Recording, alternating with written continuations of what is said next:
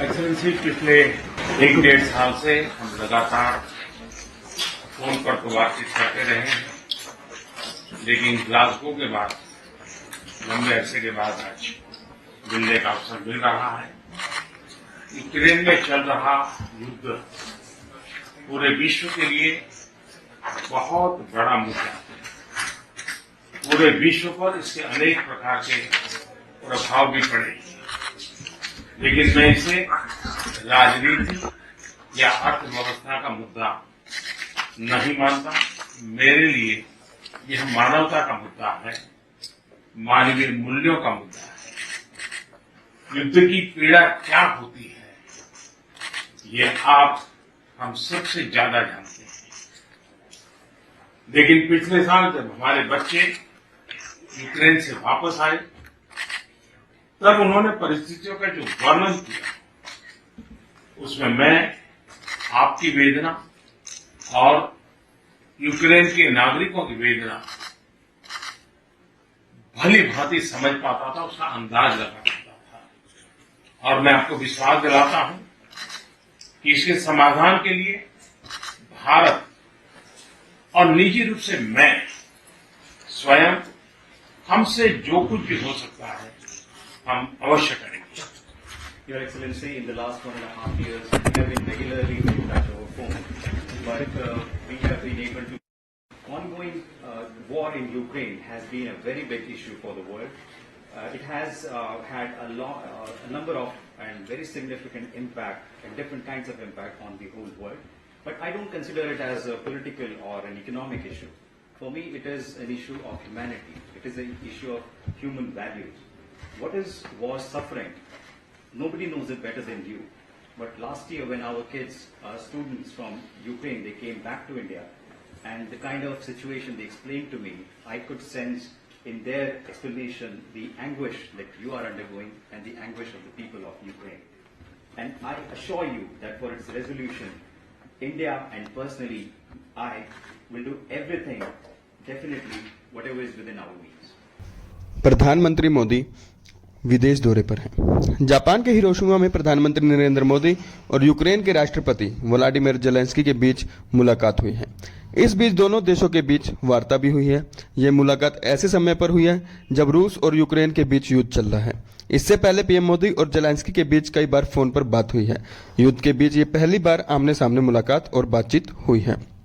बातचीत के दौरान पीएम मोदी ने कहा, यूक्रेन युद्ध दुनिया के लिए एक बड़ा मसला है। इस युद्ध का असर पूरी दुनिया पर है। मैं इसे सिर्फ एक मुद्दा नहीं मानता, बल्कि मेरे लिए अर्थव्यवस्था, राजनीति और मानवता का मुद्दा है। भारत और मैं युद्ध के समाधान के लिए जो कुछ भी कर सकते हैं करेंगे। युद्ध की पीड़ा क्या होती है, ये बात आप हम सबसे ज्यादा जानते हैं। यूक्रेन मेरे लिए मानवता का मुद्दा है। इस बैठक में विदेश मंत्री एस जयशंकर, राष्ट्रीय सुरक्षा सलाहकार अजीत डोभाल भी मौजूद रहे। पीएम मोदी ने G7 समिट में शामिल होने के लिए 19 मई को जापान के हिरोशिमा पहुंचे हैं। इससे पहले उन्होंने जापान के पीएम फूमियो किशिदा से जापान और भारत के G7 और G20 की अध्यक्षता के तहत कई वैश्विक चुनौतियों पर बात की। शनिवार को उन्होंने महात्मा गांधी की प्रतिमा का अनावरण भी किया। पीएम की अमेरिकी राष्ट्रपति जो बाइडेन से भी मुलाकात हुई है। प्रधानमंत्री कार्यालय ने ट्वीट किया, प्रधानमंत्री नरेंद्र मोदी ने हिरोशिमा में G7 शिखर सम्मेलन के दौरान राष्ट्रपति जेलेंस्की के साथ बातचीत की। पीएम जब जापान के बाद पापुआ न्यू गिनी और ऑस्ट्रेलिया भी जाएंगे। जापान के निमंत्रण के बाद यूक्रेनी राष्ट्रपति भी G7 शिखर सम्मेलन में हिस्सा लेने पहुंचे थे। गौरतलब है कि पिछले साल अप्रैल महीने में रूस ने विशेष सैन्य अभियान का नाम देते हुए यूक्रेन पर हमला कर दिया था। यूक्रेन पर रूसी हमले के बाद से पीएम मोदी और यूक्रेनी राष्ट्रपति जेलेंस्की की ये पहली मुलाकात हुई है। रूस के साथ जंग की शुरुआत के बाद यूक्रेनी राष्ट्रपति जेलेंस्की ने कई बार प्रधानमंत्री मोदी को फोन कर युद्ध रुकवाने के लिए भी हस्तक्षेप करने की अपील की थी। पीएम मोदी दोनों देशों के राष्ट्राध्यक्षों से युद्ध की शुरुआत के बाद से कई मौकों पर शांति की अपील कर चुके हैं। रूसी राष्ट्रपति व्लादिमीर पुतिन की मौजूदगी में भी शांति का संदेश देते हुए साफ कह चुके हैं कि किसी भी समस्या का समाधान जंग नहीं है, बातचीत से समस्या का हल निकाला जाना चाहिए।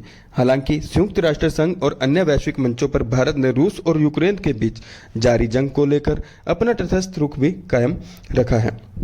भारत ने शांति का संदेश दिया है, दोनों देशों से युद्ध रोकने की अपील की है, तो साथ ही संयुक्त राष्ट्र संघ में रूस के खिलाफ लाए गए प्रस्तावों पर वोटिंग का भी बहिष्कार किया है। ऐसे में दुनिया की नजरें प्रधानमंत्री नरेंद्र मोदी और यूक्रेनी राष्ट्रपति जेलेंस्की की मुलाकात पर ही टिकी हुई हैं। जापान में क्या है पीएम मोदी के कार्यक्रम, इसके जरिए आपको बता दें। प्रधानमंत्री नरेंद्र मोदी जापान के बाद पपुआ न्यू गिनी और ऑस्ट्रेलिया भी जाएंगे।